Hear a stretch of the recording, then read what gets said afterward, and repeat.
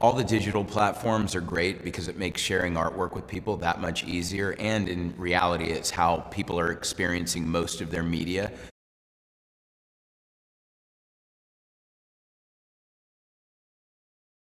So, for me to find a way to use iPads, computer screens in the home to display art in a really compelling and unique way is only logical.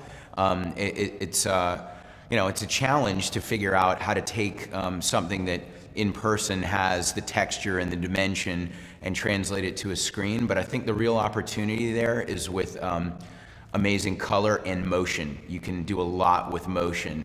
There's an immediacy of the internet where everybody is used to getting everything now, and there's a spread of information which is faster than a disease. And I suppose instead of a disease being spread, why not some of our imagery?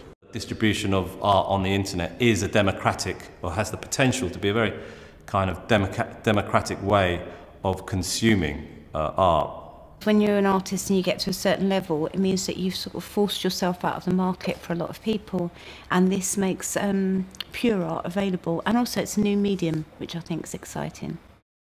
Seems like a lot of the work that I'm making anyway is generated digitally. I'm using Photoshop and Final Cut and different editing programs, and it all looks great when it's there on the screen. Then often I'll output it to paper or to whatever medium it is, and it's not quite as good as it looked then. So if I can then make works that remain in that digital realm, they have the backlight and they have the same quality that I find when I'm working on them, so nothing is lost there at all.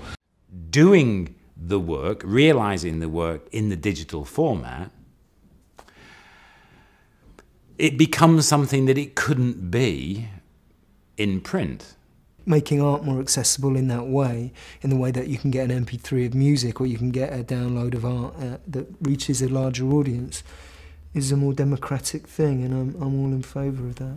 The internet have made possibilities for experiencing artworks in a totally different way. You don't need to be there in a physical sense. There's a way in which I think there's a certain intimacy that we can develop in a really original manner through this medium, and I think there's this proximity that we don't have to artworks generally, which in a way through this form are made anew, and so I think that's very exciting.